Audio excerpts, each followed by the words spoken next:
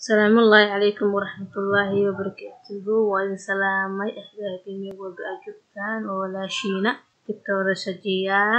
موضوع عمان تكهلا يوضوق سياحة وينك أوركله قابك أي وجهي كرتو قلمدا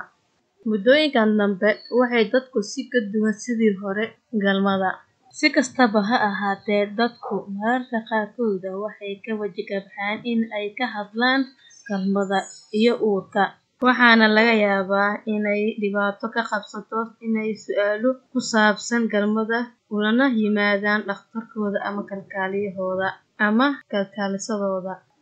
sidoo kale haweenka iyo ragguba inta badan cabsidooda iyo dareemahooda iyaga ayaa isku qarsada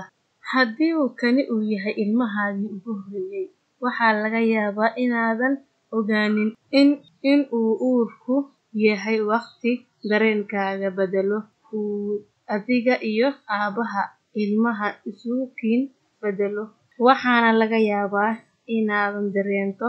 daal niyad jab kacsanaan farxad deeqad rajo cabsi hooyanimo iyo qurux lur ah soo jiidasho la'aan aabihii dhinaca kale inuu dareemo inuu ku faano ilmo uu aabo u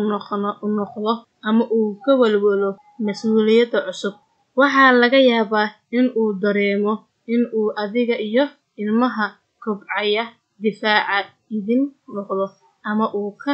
masayro culayska saaridaada uurka cusub isbedeladan dabiiciga waxaa laga yaabaa inay saameeyaan sida uu midkiinba midka kale ka dareemayo iyo rabitaanka galmada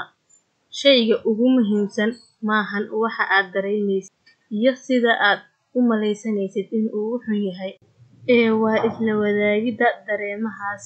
sidan ayaad ku samayn kartaa isbedelo si aad xiriirkiina galmo uga yeeshaan mid labadiinaba idin wanaajiyo waad ku mahadsantahay daawashada muuqaalkan